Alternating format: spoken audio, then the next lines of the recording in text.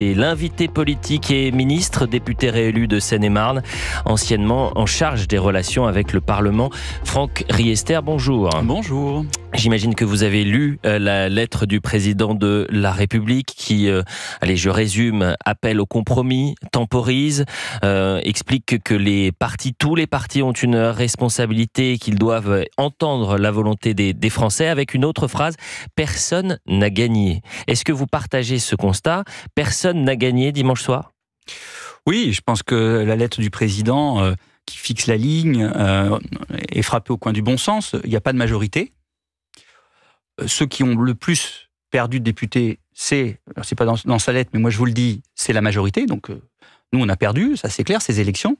L'ancienne majorité, le camp présidentiel, mais il n'y a personne qui a gagné, il n'y a pas de majorité clair aujourd'hui à l'Assemblée nationale. Dans le bloc NFP, Ensemble ou le RN, bien sûr, a fortiori les LR qui sont encore plus loin, il faut au moins 100 députés pour avoir la majorité absolue. Donc on voit qu'il n'y a pas de majorité et que donc le président de la République appelle les partis de l'arc républicain qui partagent les valeurs de la République à trouver les voies et moyens pour une majorité, des modalités à définir, forcément nouvelles, c'est inédit sous la Ve République, pour gouverner le pays dans l'année qui vient au minimum, puisque de toute façon, il faut le savoir, on ne peut pas redissoudre l'Assemblée nationale ou avoir des élections législatives dans l'année qui vient, même s'il devait y avoir un nouveau président de la République, ce qui n'est pas d'actualité. Donc, il faut bien que pendant cette année, on trouve les voies et moyens pour gouverner le pays,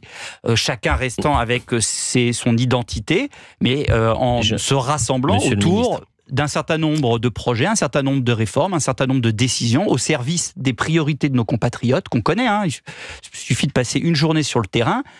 C'est la question de sécurité, c'est les questions de pouvoir d'achat, c'est les questions d'accès aux services publics, c'est les questions de lutte contre l'immigration illégale. Voilà. Et ça, il faut trouver les voies et moyens de travailler en dépassant les clivages partisans au service de l'intérêt général. Non mais ça va au-delà, monsieur le ministre, si vous me permettez, des clivages partisans. Et ça va, vous avez parlé du champ républicain. Il commence où, il s'arrête où ? Une Marine Tondelier qui est présente à Sainte-Soline, elle fait partie du champ républicain ?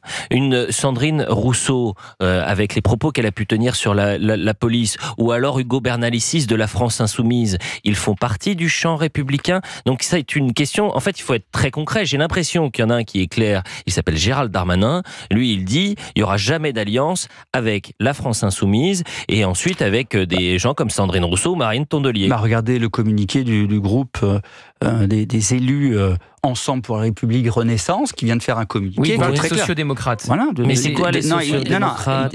Écoutez, on voit bien que on a besoin de travailler entre députés qui partageons les valeurs de la République qui nous paraissent être celles de notre famille politique et qui sont partagées par d'autres les écologistes sont des sociodémocrates ? Mais ça dépend des écologistes. Mais enfin, en tout cas, on a été très clair sur le fait que pour nous, la France Insoumise et le Rassemblement National ne pouvaient pas être parmi ceux-là. Voilà.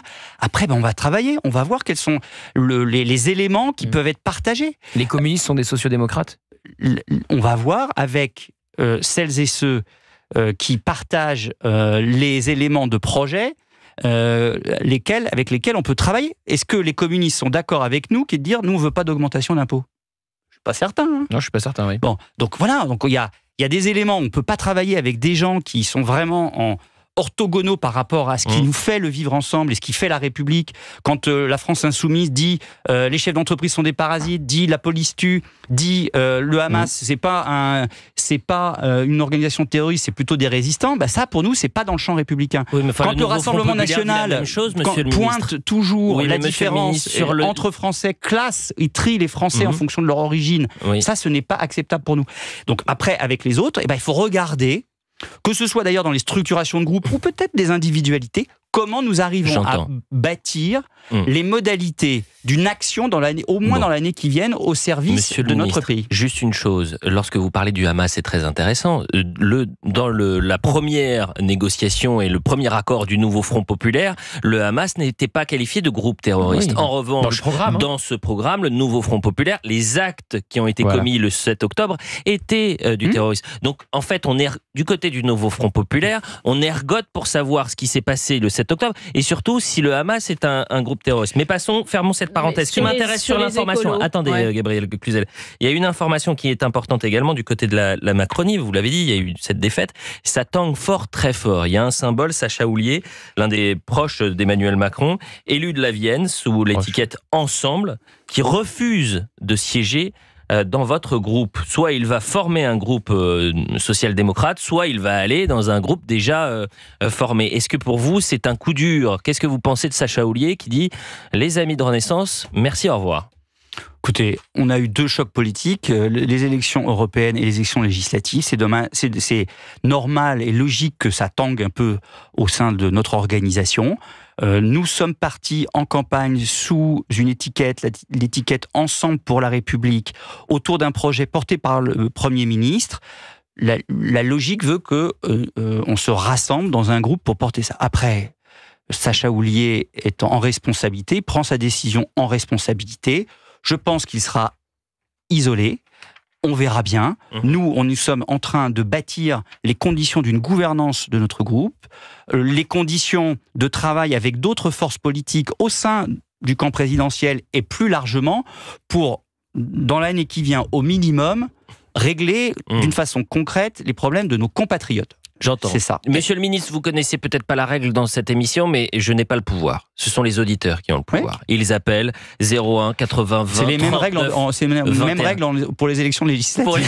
Je vous signale. Hein. C'est pas nous qui avons les clés. Hein. Oui, mais enfin, j'ai quand même l'impression que les Français parfois ont l'impression que leur voix n'est pas entendue. Et c'est pour ça que c'est intéressant de les entendre. C'est vrai. Et si vous souhaitez réagir, par exemple, on est en direct avec Géraldine. Géraldine, bonjour.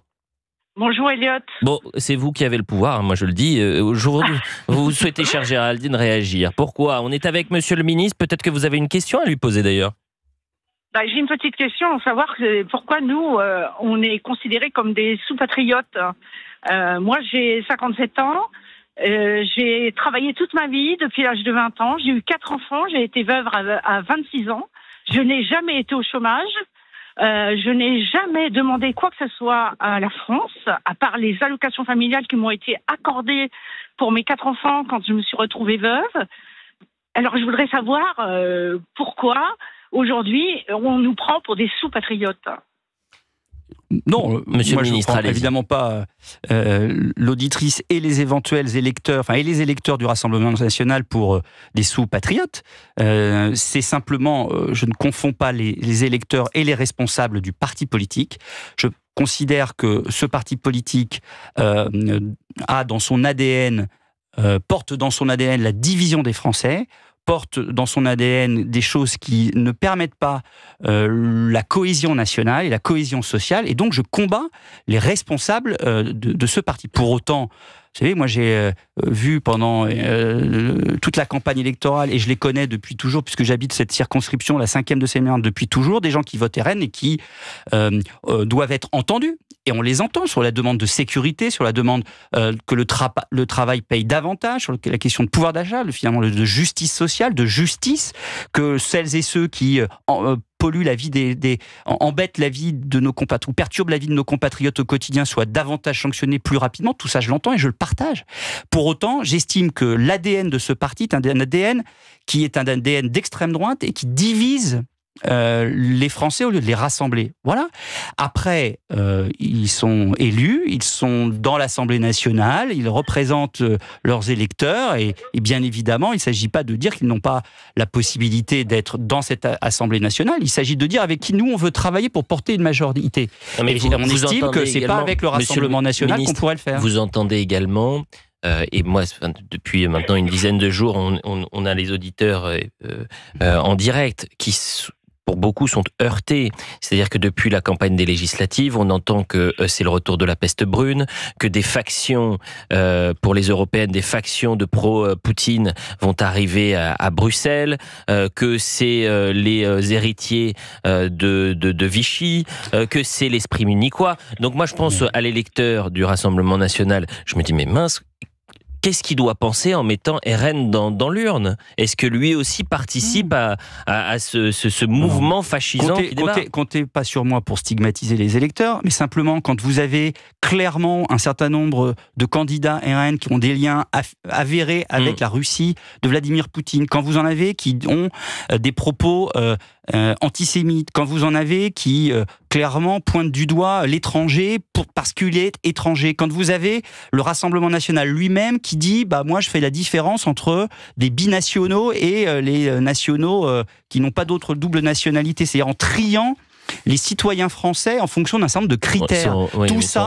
Tout ça, c'est l'ADN de l'extrême droite.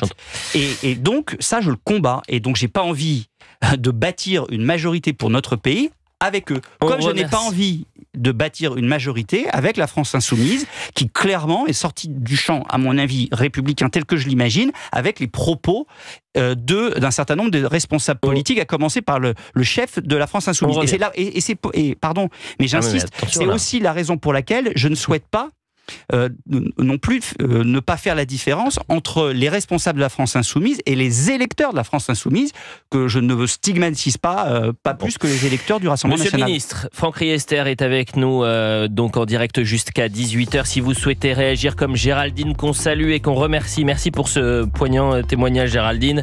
Appelez le 01 80 20 39 21. On est toujours avec Gauthier Lebret, Gabriel Cluzel et Jules Torres du JDD. Beaucoup de questions, vous restez avec nous, monsieur le ministre, jusqu'à 18h. À tout de suite sur Europe 1.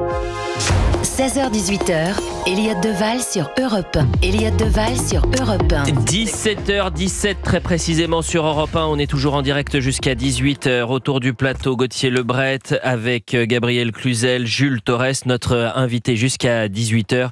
Le ministre et député réélu Franck Riester. Merci d'être avec nous.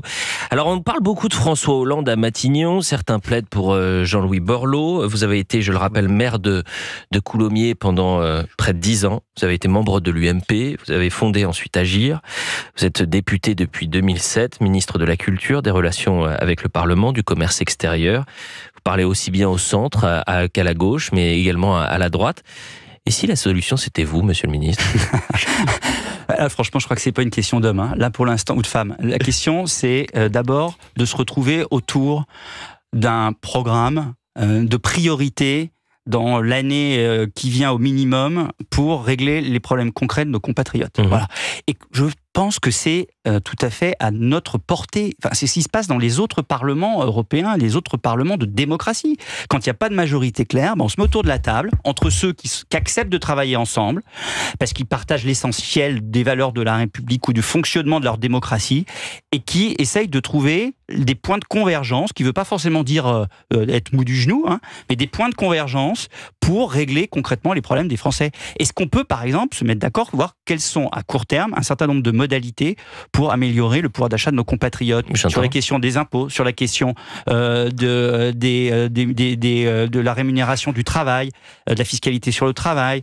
Est-ce qu'on peut se mettre d'accord sur une modernisation de la réponse pénale qui permette de mieux prendre en compte cette petite délinquance de proximité qui pollue la vie des gens? Mais on va prendre, monsieur le ministre, un exemple très concret. L'abaya, la circulaire de Gabriel Attal. Il s'avère que Rodrigo Arenas, député La France Insoumise, hier, disait si on est au pouvoir, on va revenir dessus. Je résume grossièrement. Mais allons un peu plus sur l'aile gauche et non à l'extrême. La social-démocratie, je mets des guillemets. Olivier Faure, il partage l'avis de Rodrigo Arenas? Bien sûr. Il n'est pas du tout sur la vôtre ou sur celle de Gabriel Attal. Donc là, on n'aura pas de point de convergence et donc la législation ne bougera pas. On restera sur la législation actuelle parce qu'il n'y aura pas, si jamais il devait y avoir une majorité de rassemblement, un consensus sur cette question-là, de revenir sur cette décision là-bas. Voilà. Et donc, il faut regarder quels sont les points de convergence et quels sont les points sur lesquels on ne peut pas être d'accord. Et si on n'est pas d'accord, on ne change pas la législation actuelle. 01 80 20 39 21 si vous souhaitez réagir en direct sur Europe 1. Vous avez beaucoup de questions, j'imagine. On sera dans un instant avec Sam qui vient de la région PACA, mais peut-être Jules Torres d'abord, du JDD. Non, juste pour revenir en deux mots sur ce que vous venez de dire, il faut quand même enterrer la petite musique qui consiste à dire qu'il y a une différence majeure entre la France insoumise, le Parti socialiste, les communistes et les écologistes. Ils ont signé en 3 jours un programme qui contient toutes les horreurs et les outrances que Gauthier a listées tout à l'heure. Donc, il n'y a aucune différence entre eux. Peut-être une différence sur la forme. C'est sûr que Jean-Luc Mélenchon n'a pas tout à fait le même style que Yannick Jadot, Marine Tondelier ou Olivier Faure, mais ils n'ont aucune différence. Attendez, Jules, ils ont un programme commun, certes, mais François Ruffin n'est pas Jean-Luc Mélenchon sur la forme. Oui, mais moi, je rejoins l'avis de Jules. Ils ont tous signé le même programme. Non, mais là, vous parlez des programmes. Mais oui, c'est quand même un petit peu important. Bah oui, non, vous avez raison. Mais je me tais, 1-0 pour vous. Non, mais est-ce qu'on peut parler simplement, par exemple, des policiers? Je pense qu'ils sont quand même très inquiets de l'accession comme ça, ou en tout cas de l'auto-accession au pouvoir proclamée par la France Insoumise. Sandrine Rousseau, qui n'est pas de la France Insoumise, mais du Nouveau Front Populaire, c'est une amie d'Assa Traoré. Sur ces questions-là, elle a rigoureusement la même ligne. Vous l'avez dit, il n'y a pas eu de condamnation des soulèvements de la terre de la part des écologistes. Donc, ils y étaient. C'est vrai que pour les policiers, évidemment, exactement, vous avez raison de le dire. Donc, pour les policiers, par exemple, c'est une grande inquiétude. Comment on peut imaginer inclure ces gens-là parmi les sociodémocrates? Monsieur le ministre, Franck Riester.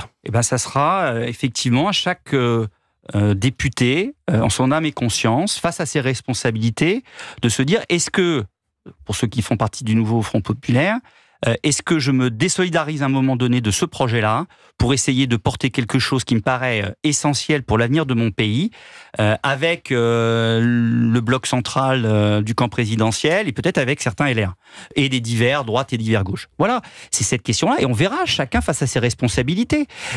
Mais on peut pas mettre tout le monde dans le même paquet parce qu'à un moment donné, ce qu'on a dénoncé, ils ont signé un acte d'engagement électoral. Ils ont signé un acte d'engagement électoral qui est regrettable, nous l'avons dénoncé. Après, je mets pas tout le monde dans le même panier, je mets pas Louis Boyard et Jean-Luc Mélenchon dans le même panier que Monsieur Vallot, Monsieur Faure ou un certain nombre d'écologistes. Voilà. Alors après, à eux en responsabilité, face à cette erreur, à mon avis, pour pas dire faute, qu'ils ont commis, de voir de quelle manière ils priorisent les choses. Et la priorité, en ce qui me concerne, c'est que entre gens modérés, responsables, on se mette autour de la table pour régler un certain nombre de problèmes du pays. Alors ça va prendre du temps, comme dans un grand nombre de parlements, ça va prendre du temps, c'est pour ça que d'ailleurs le président de la République donne du temps, pour qu'on y arrive. Et ça veut dire qu'il faut, à un moment donné, sur l'essentiel tenir, et nous on tiendra sur la question des impôts, sur la question de la laïcité, sur la question d'un certain nombre de l'attractivité du pays, sur la question des valeurs de la République telles qu'on les a définies d'ailleurs dans ce petit document. Mais qu'en même temps, on est prêt à bouger sur un certain nombre de lignes. Il faut se mettre autour de la table pour y parvenir. Quand vous voyez Laurent Wauquiez qui tout à l'heure à l'Assemblée nationale dit pas de gouvernement de coalition, en contradiction avec Olivier Marleix, comment vous faites quand le président du groupe vers lequel vous pouvez aller, c'est-à-dire les LR, pour avoir plus de députés que le Nouveau Front Populaire, dit déjà non? Oui, il dit pacte législatif. Qu'est-ce que c'est un pacte législatif? Il dit pas de coalition. Rien dire. Mais en revanche, pas de coalition, ça veut dire je viens pas dans le gouvernement avec vous, monsieur le ministre. Voilà. Donc, écoutez, nous on dit, je pense que c'est pas comme ça qu'on va convaincre les électeurs. Enfin, je pense que c'est pas comme ça que Laurent Wauquiez va convaincre ses électeurs, qui fait tout pour empêcher l'application du programme électoral du Nouveau Front Populaire avec toutes les horreurs qu'il y a dedans. Et je pense que face à ces électeurs, il y aura peut-être 2-3 choses à leur expliquer. Mais le camp présidentiel a une responsabilité aussi. Quelques comptes à rendre. Mais nous, on dit, bien sûr, attendez, en ce moment, les responsabilités, on les assume. Mais pour empêcher la majorité absolue du RN, vous avez fait cette logique de désistement et donc il y a eu une majorité relative pour le Nouveau Front Populaire. Parce qu'on considérait que le programme du Rassemblement National était très dangereux pour le pays, très dangereux pour la cohésion nationale, parce que c'est un programme avec un ADN d'extrême droite ravageur pour notre pays. Donc on l'assume, ça. Justement, on est avec un des électeurs du Rassemblement National, un auditeur. Sam, bonjour, merci d'être avec nous.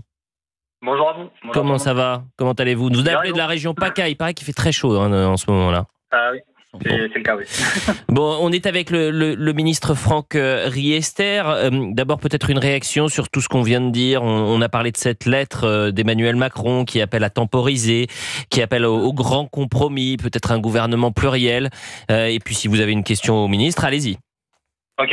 Alors moi, déjà, ce que j'aimerais dire, c'est déjà commencer par faire vous donner en tout cas mon analyse, en tout cas de la situation. Pour moi, en fait, le premier tour a été un jugement de la politique en fait à mener. Donc pour moi, en fait, c'est le RN qui l'a remporté. Donc la politique qui a été plutôt plébiscitée par les Français, c'est la politique du RN. Et le second tour a plutôt été axé sur le gouvernement. Donc est-ce que le RN devait accéder en fait au gouvernement ou non? Et les Français se sont du coup exprimés contre. Donc pour moi, c'est totalement logique que le président de la République prenne le temps de la réflexion, parce que c'est vrai qu'il y a cette dualité-là. Et également donc sur la situation de parti, on va dire, à l'Assemblée nationale, qui fait que le RN est quand même majoritaire. Maintenant, pour moi, le NFP n'a joué un rôle que de fusible. Pour moi, ça a été en fait simplement un rôle anti-RN pour que en fait le RN n'accède pas donc au gouvernement. Donc pour moi, en tout cas, personnellement, je pense que la politique qui devrait être menée, c'est celle pour laquelle en fait les Français ont voté, et donc c'est une politique qui se rapprocherait du RN. Maintenant, en termes de questions, j'ai effectivement donc une question à poser. LFI sont connus pour tout simplement faire des menaces. Donc si vous ne faites pas ça, on va descendre dans les rues, on va commencer à faire des manifestations, etc. Ma question, c'est est-ce que ça peut marcher? Est-ce que ça peut marcher? C'est une bonne question. Est-ce que la pression populaire, est-ce que la pression alimentée par les responsables politiques peut faire tomber ou du moins fléchir le gouvernement en place? Monsieur le ministre Franck Riester, je pense que Sam parlait de cette hypothèse émise par Adrien Quatennens hier sur les réseaux sociaux en disant on va peut-être commencer à se rassembler. Pourquoi pas une marche vers Matignon? Vous répondez quoi à voyez pourquoi la France insoumise et certains de ses dirigeants ne sont pas pour nous dans le champ républicain, c'est que c'est carrément là, avec ce qu'a dit M. Quatennens, un appel à la sédition. C'est factieux, donc ça c'est pas la République. Ensuite, par rapport à ce que disait monsieur, on est dans un mode de scrutin majoritaire à 2 tours. Le principe du mode de scrutin majoritaire à 2 tours, c'est-à-dire c'est vrai pour la présidentielle comme législative, c'est au premier tour, on choisit sa préférence, et on choisit vraiment ses idées, et ensuite au deuxième tour, on élimine ceux qu'on ne veut pas, et même si celui que l'on voulait n'est pas retenu pour le deuxième tour. C'est ça le mode de scrutin majoritaire. Au premier tour, le Rassemblement national était devant, mais il n'était pas majoritaire en termes de voix. C'est-à-dire en majoritaire absolue, il était devant. C'était là, les Français ont voté le plus pour des candidats du Rassemblement national. Et au deuxième tour, il faut rassembler plus de la moitié des gens. Et pour rassembler plus de la moitié des gens sur une circonscription, il faut aussi être enraciné dans le territoire. Moi, j'avais un candidat qui n'avait pas connu la 5e circonscription avant de se présenter et qui aujourd'hui a déjà dit au revoir à tout le monde et il a dit je vous souhaite à bientôt. Donc il reviendra plus dans la circonscription. Et donc ça joue. Oui, ça a joué pour chez moi, ça a joué. Deuxièmement,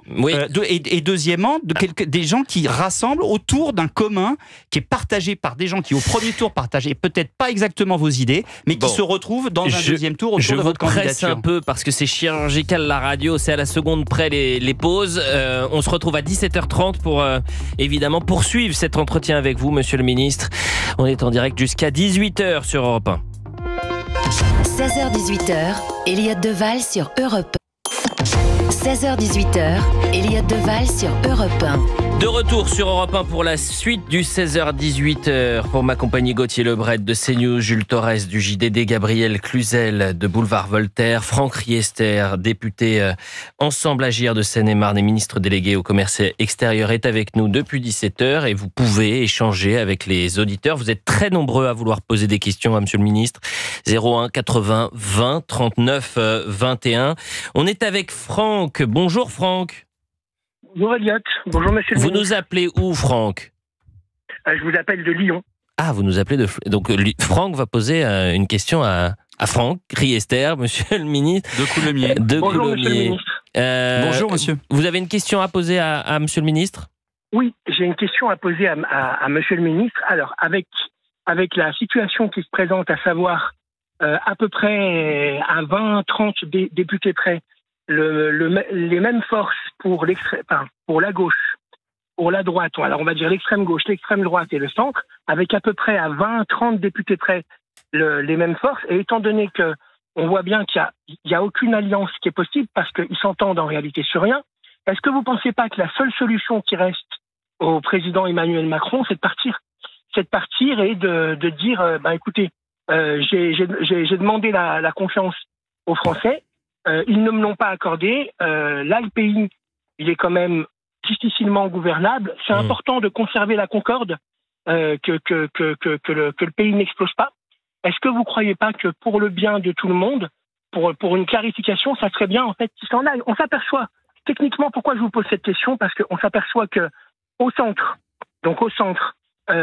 ils veulent pas s'allier avec la gauche, ils veulent pas s'allier avec la droite ne veut pas entendre parler d'un rapprochement avec l'extrême droite, le centre ne veut pas entendre parler d'un rapprochement avec la gauche, voire l'extrême gauche, en tout cas l'extrême gauche, elle veut pas en entendre parler. Est-ce que dans ces conditions, vous pensez pas que le président, il est coincé, mais alors coincé de chez coincé, et que la seule solution qui lui reste, c'est de partir, tout simplement, parce que ce que vous nous proposez, en fait, Franck, essayez de faire court, quand même. Je termine. Oui, vous terminez, mais faites court, parce que la question, elle est très simple. Est-ce que Emmanuel Macron doit démissionner? Ah non, c'est pas le ministre qui parle là, c'est Elliott. Hein. Alors, juste une question à M. Riester. Ce que vous nous proposez, l'alliance, etc., c'est ce qu'a fait déjà Emmanuel Macron. Il est parti chercher un peu à gauche. Il est allé chercher un peu à droite et ça n'a pas marché. Monsieur le ministre. Oui, bon, merci Franck. D'abord, une seule solution, c'est la démotion. Voilà, c'est ça. Le président est élu pour 5 ans et moi je considère qu'il doit faire son mandat jusqu'à son terme. Après, même, admettons qu'il démissionne, ça ne changerait en rien la situation actuelle au Parlement. Parce que Franck ou monsieur, on ne peut pas rebattre les cartes de l'Assemblée nationale avant 1 an. C'est-à-dire, même s'il y avait des élections présidentielles organisées demain avec un nouveau président, il devrait faire avec cette Assemblée nationale-là. Il y a un flou constitutionnel, il n'y a pas d'accord. Il n'y a pas de flou. Non, il n'y a pas de flou. Et donc, il n'y a pas de flou. Et donc, il faut qu'on fasse avec cette Assemblée nationale-là. Et puis, on ne va pas faire voter les Français toutes les 2 minutes. Ça tombe bien, vous venez de les faire voter 3 fois d'affilée en l'espace d'1 mois. Non. Si, premier tour, les européennes. Les européennes, ça c'est tous les 5 ans. Et le président de la République, ça faisait 2 ans qu'il n'y avait pas eu d'élection législative. Après, ils décident de faire une dissolution et c'est une élection en 2 tours. Donc voilà. Oui, donc les Français, pour les élections législatives, se sont prononcés. Il y a 1 an où il faut qu'on fasse au minimum avec cette Assemblée nationale-là. Et moi, je fais le pari. Moi, j'ai confiance dans les responsables politiques pour élever leur niveau de jeu au service de l'intérêt général. Et je pense qu'il y a des gens de bonne volonté dans le bloc central, dans une partie de la gauche et dans la droite républicaine pour s'entendre, pour réformer et prendre un certain nombre de décisions qui sont les priorités de nos compatriotes. Encore une fois, les questions de sécurité, les questions de pouvoir d'achat, les questions d'accès aux services publics, pour qu'on puisse gouverner ce pays pendant au moins 1 an. Bon. Puis après, on verra bien ce que prendra la décision que prendra le président. Dans l'actualité également, monsieur le ministre, on a appris que Édouard Philippe avait pu ces derniers mois dîner en secret avec Marine Le Pen, que Sébastien Lecornu était également présent, Jordan Bardella. Je vous propose non pas d'écouter Édouard Philippe hier, qui expliquait que on peut dîner avec tout le monde, écoutez, même si on ne partage pas leurs idées. En revanche, c'est François Bayrou que je vais vous faire écouter parce que lui, il dit c'est pas une bonne image pour le pays. François Bayrou, vous avez déjà dîné avec Marine Le Pen, vous ? Non. Non. Vous avez vu qu'Édouard Philippe a avoué effectivement avoir dîné avec Marine Le Pen. Il dit qu'il aime rencontrer des gens, qu'ils se sont qu'ils ont approfondi leur désaccord, dit-il. Ça vous choque ? En effet, je pense moi que il y a entre nous et l'extrême droite un fossé qui est infranchissable. Parce que ce qu'il y a de plus profond dans l'extrême droite, ça n'est pas les mesures annoncées, qui sont déjà pour un certain nombre d'entre elles choquantes, c'est les arrière-pensées derrière tout ça. Est-ce que ça vous a surpris, cette rencontre secrète, ce dîner secret, monsieur le ministre, entre Édouard Philippe et Marine Le Pen ?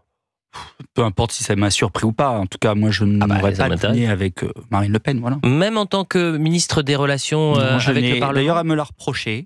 Ça peut. Oui. Mais j'ai eu évidemment, on a eu des relations de travail avec Marine Le Pen dans le cadre de l'Assemblée. On a échangé avec un certain nombre de ses équipes techniques, d'un point de vue très technique, mais j'ai pas partagé de repas avec Marine LePen. Il y a des il y a des symboles, il y a des choses qui comptent. Et non, je n'ai pas dîné avec elle, ou d'ailleurs avec déjeuné avec des membres du Rassemblement national. Et pour autant, j'ai veillé à ce qu'il soit respecté en tant qu'élu de l'Assemblée nationale par des électeurs. Voilà. Et on peut faire la différence. Et il y a des différences entre partager la table de quelqu'un et de veiller à ce que c'est quelqu'un fonctionne. Édouard Philippe, c'est une faute, c'est une erreur. Il fait ce qu'il veut, Édouard Philippe, mais en tout cas, moi, je ne l'aurais pas fait. Vous dites que vous n'avez jamais déjeuné ou dîné avec des membres du Rassemblement national. Vous l'avez fait avec des gens de gauche ?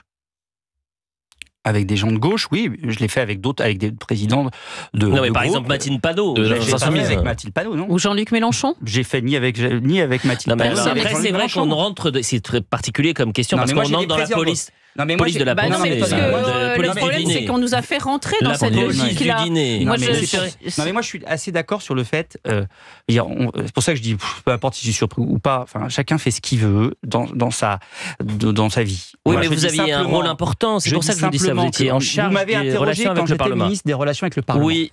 J'ai partagé des repas avec les présidents de groupe hors Madame Panot, c'est-à-dire le groupe des Insoumis et le groupe Rassemblement National. D'accord, voilà. Parce que ça correspond à ce que je vous ai dit tout à l'heure sur ma conception de l'appartenance ou au partage des valeurs de la République, et j'estimais que je ne pouvais pas partager un repas avec eux. Et j'ai pour autant, et je parle des présidents de groupe, parce que c'est eux qui sont à représenter leur groupe. Ensuite, on peut discuter techniquement avec un certain nombre de personnalités de ces groupes. Reconnaissez quand même que ça a quelque chose d'assez ridicule, cette polémique. Ah oui. Et comme l'a dit Elliot Deval, on rentre dans l'intuition. Non, parce que vous dites vous-même que vous n'avez pas voulu déjeuner avec eux. Oui, mais je n'en ai pas fait. Non, mais attendez. Ils n'ont pas la lettre. Écoutez, moi, j'ai pas fait la publicité de ça. J'ai pas dit, mesdames et messieurs, je n'ai pas dîné ou je n'ai pas déjeuné avec Marine Le Pen ou avec Mathilde Panot.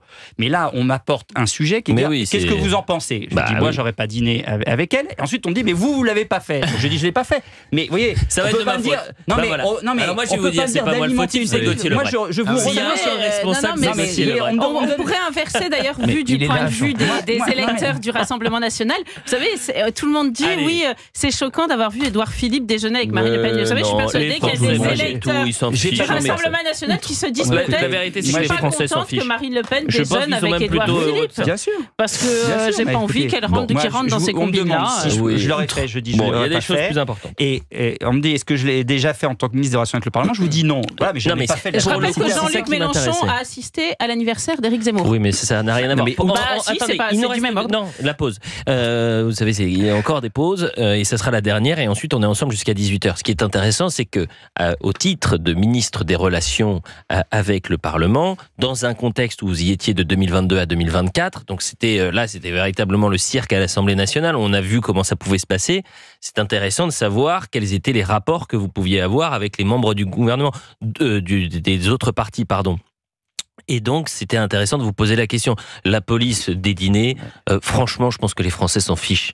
Ce qui les intéresse, c'est de savoir comment ça va se passer dans les prochaines semaines pour enrayer ce phénomène d'insécurité, pour lutter contre le trafic de drogue, pour le pouvoir d'achat, vous l'avez dit, pour les questions migratoires, pour les questions de terrorisme, etc., etc.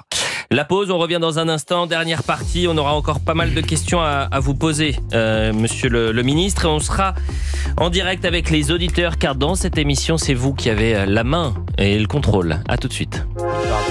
16h-18h, Elliot Deval sur Europe. 7h46 sur Europe 1, très précisément. On est ensemble jusqu'à 18h. Si vous souhaitez réagir en direct, 01 80 20 39 21. Gabriel Cluzel est toujours là, Gauthier Lebret également, Jules Torres et monsieur le ministre Franck Riester, député réélu en Seine-et-Marne, du côté de Coulommiers. C'était une remontada, parce que au premier tour, vous n'étiez pas devant, si je ne m'abuse. Non, j'étais derrière. 11 points derrière. 11 points derrière. Vous avez cru à un moment que ça allait pas le faire ? Oui, c'était difficile. Mais voilà, on a fait campagne d'abord, parce que une élection, c'est jamais gagné ou perdu d'avance. Il faut faire campagne, expliquer ce qu'on propose à nos compatriotes, et puis rassembler. Encore une fois, une élection majoritaire à 2 tours. Il y a un premier tour, puis il y a un deuxième tour pour rassembler une majorité de gens derrière ce qu'on défend comme politique, et ce qu'on défend comme valeur et comme éthique d'engagement. Et c'est ce que j'ai fait avec ma suppléante, Patricia Lemoyne. Il y a quelqu'un qui s'est désisté pour vous quand même. Oui, qui a considéré qu'entre, étant donné qu'elle n'était pas dans les deux premiers, et donc avait peu de chances de pouvoir être élue, elle a fait ce que je vous ai dit tout à l'heure au deuxième tour d'élection majoritaire. Elle a choisi d'éliminer le candidat de le Rassemblement national. Voilà, en se désistant et en disant qu'elle allait voter pour moi, pas en donnant des consignes de vote parce que les consignes de vote ça n'existe plus, mais en disant qu'elle allait voter pour moi. Bon, les consignes de vote, ça a été l'un des gros sujets. Non, les Français, ils regardent ce que font les élus, oui. Quelles sont leurs décisions, mais ils ne reçoivent pas de consignes de vote.